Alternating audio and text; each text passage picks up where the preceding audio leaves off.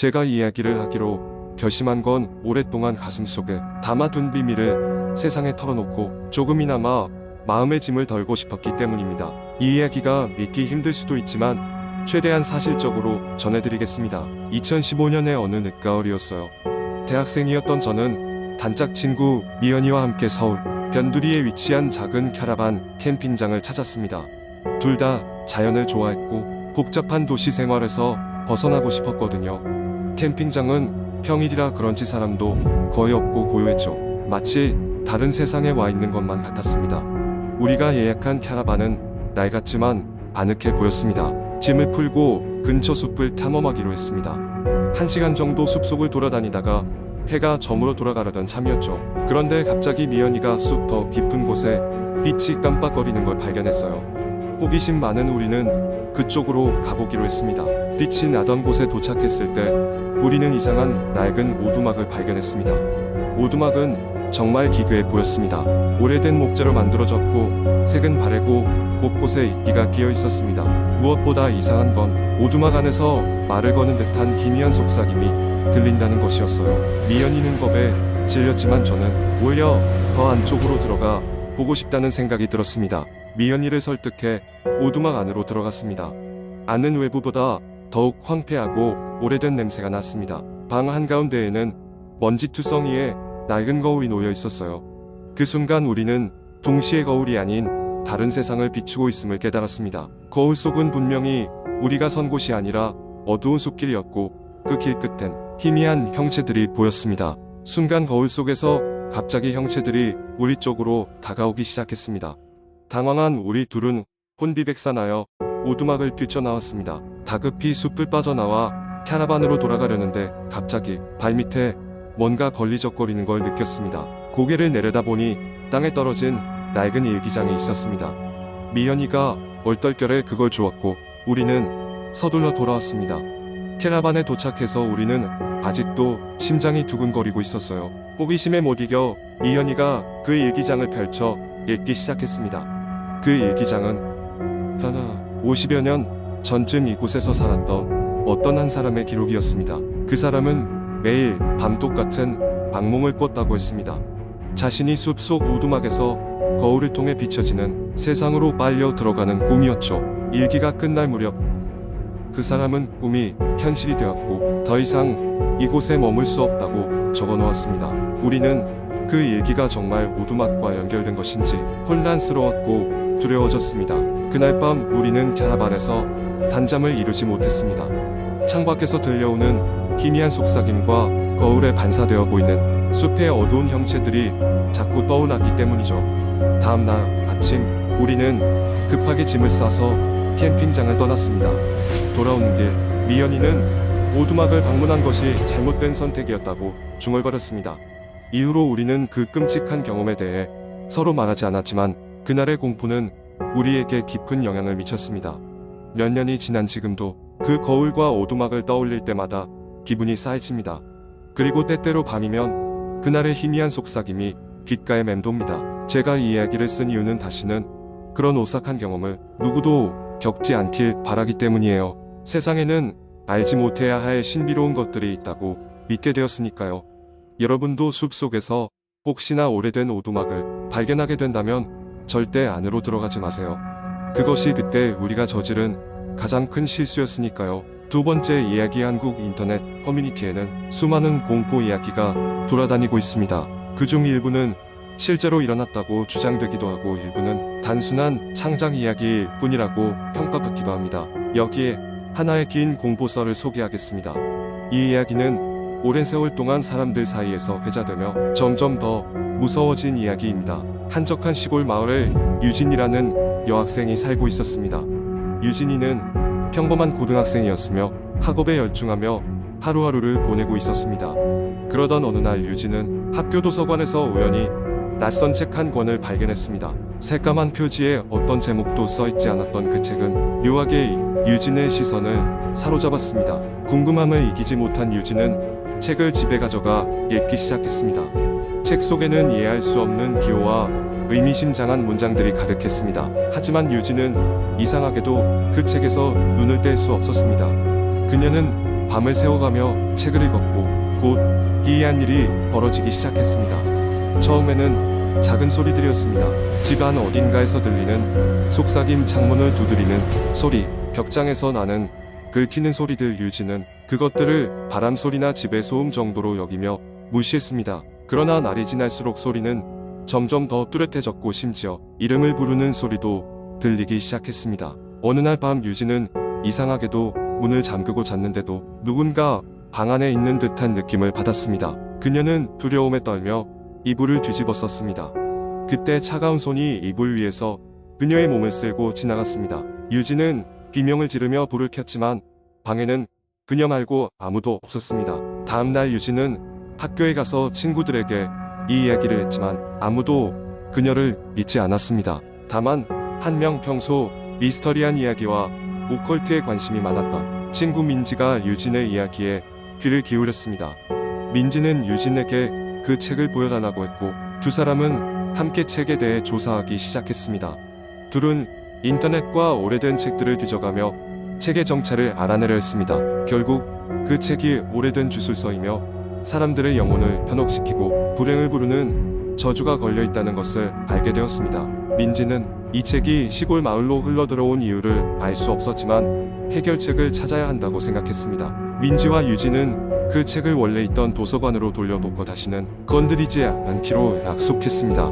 하지만 이야기는 거기서 끝나지 않았습니다. 책을 반납한 후에도 유진의 주변에서는 이상한 일들이 계속 일어났습니다. 가족들이 아프거나 다치는 일이 잦아졌고 유진의 건강도 나빠지기 시작했습니다.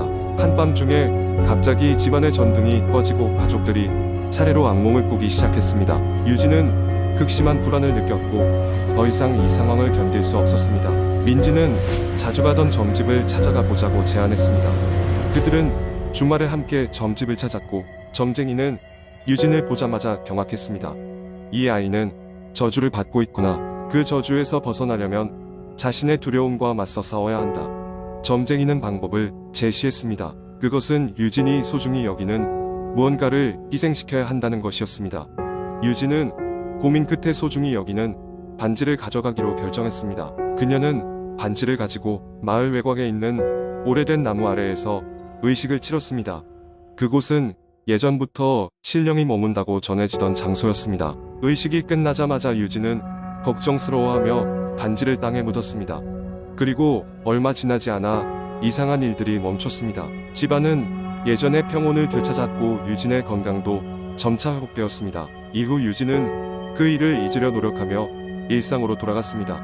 하지만 이야기는 여기서 끝나지 않았습니다. 몇 년 후 그 마을에 새로운 주민이 이사 오면서 이상한 소문이 돌기 시작했습니다.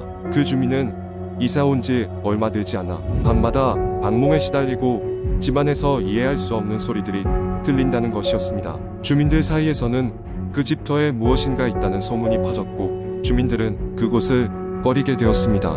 유진은 그 소식을 듣고 과거의 사건이 완전히 끝난 것이 아님을 깨달았습니다.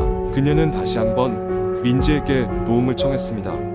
민지는 여전히 오컬트에 관심이 많았고 유진과 함께 다시 조사를 시작했습니다. 그들은 그동안 물밑에서 퍼지고 있던 여러 괴소문들을 접하게 되었고 결국 그 책이 여전히 마을 어딘가에 존재한다는 것을 알게 되었습니다. 그 책은 새로운 모험과 공포 그리고 누군가의 소중한 것을 앗아가기 위해 다시금 이야기를 쓸 준비를 하고 있었습니다. 이야기는 그렇게 계속되고 또 다른 희생자를 찾고 있을 것입니다. 세 번째 이야기. 한국 인터넷에는 다양한 공포 썰들이 전해지며 그중 일부는 시간이 지나면서 사람들 사이에서 유명해지기도 합니다.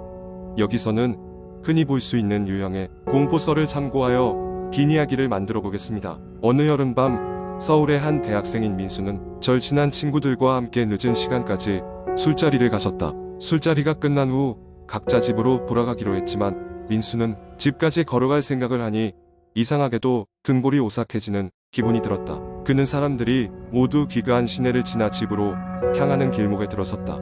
그 길은 오래됐지만 한동안 새로 단장된 적이 없어 낡은 가로등이 어둑어둑한 빛을 들이우고 있었다. 민수는 괜히 서늘한 기분에 자꾸만 뒤를 돌아보게 되었고 그때마다 아무도 없는 거리에는 쓸쓸한 바람 소리만이 귀를 스쳤다. 그렇게 걷던 중 민수는 길 한쪽 구석에 있는 오래된 공중전화 박스를 발견했다. 예스러운 느낌이 드는 그 공중전화는 어째서인지 후광이 비치는 듯했다. 민수는 갑자기 호기심이 발동하여 신용카드를 넣고 친구에게 전화를 걸어봐야겠다고 생각했다. 하지만 전화를 걸려던 찰나 그는 전화박스 안에 흐릿한 실루엣이 보이는 것을 발견했다. 검은 그림자가 말을 걸 듯 손짓을 했고 민수는 얼떨결에 전화를 내려놓았다. 그때 귓가에 낮고 무거운 목소리가 들려왔다. 도와줘. 여기에 갇혀있어. 민수는 깜짝 놀라며 전화기를 멀찍이 던졌다. 그의 눈앞에 펼쳐진 것은 말로만 듣던 괴담의 장면이었다. 그는 더 이상 공중전화 박스를 쳐다보지 못하고 황급히 그곳을 벗어나기 시작했다.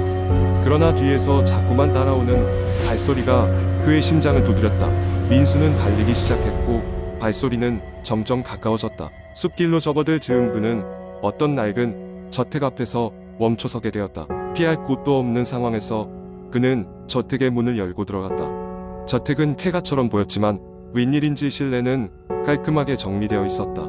민수는 숨을 돌리며 주변을 살폈다. 구석에 놓인 낡은 피아노 세월이 가득 묻어있는 그림들, 그리고 그 순간 피아노 소리가 저절로 울리기 시작했다. 민수는 스스로를 믿을 수 없었다. 아무도 치고 있지 않는 피아노가 저절로 연주되고 있었다.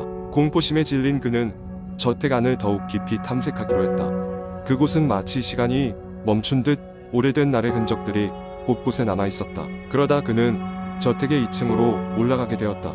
복도를 따라 걷던 중 문 하나가 살짝 열려 있었고 민수는 그 안에서 기이한 장면을 목격하게 되었다. 방 안에는 오래된 사진들이 벽에 빼곡히 걸려 있었고 그 사진들 속 인물 중 하나가 아까 공중전화 박스 안에서 보았던 그림자와 닮아 있었다. 그제서야 민수는 그 저택이 아마도 매년 그 길을 지나가던 사람들에게 이러한 사건을 일으켜왔음직한 장소임을 직감적으로 깨닫게 되었다.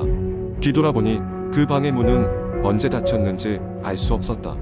문을 열고 나가려고 했지만 문은 꿈쩍도 하지 않았다. 당황한 민수는 눈앞의 비현실적인 상황을 받아들이기 힘들었지만 이내 마음을 가라앉히고 밖으로 나갈 방법을 찾아야 함을 깨달았다. 그는 저택의 창문을 통해 밖을 내다보았다. 그리고 그제서야 상념에 사로잡혀 있던 직접적인 감정 대신 이지워 생존 본능이 되살아났다. 그는 창문을 열고 몸을 밖으로 내밀었다.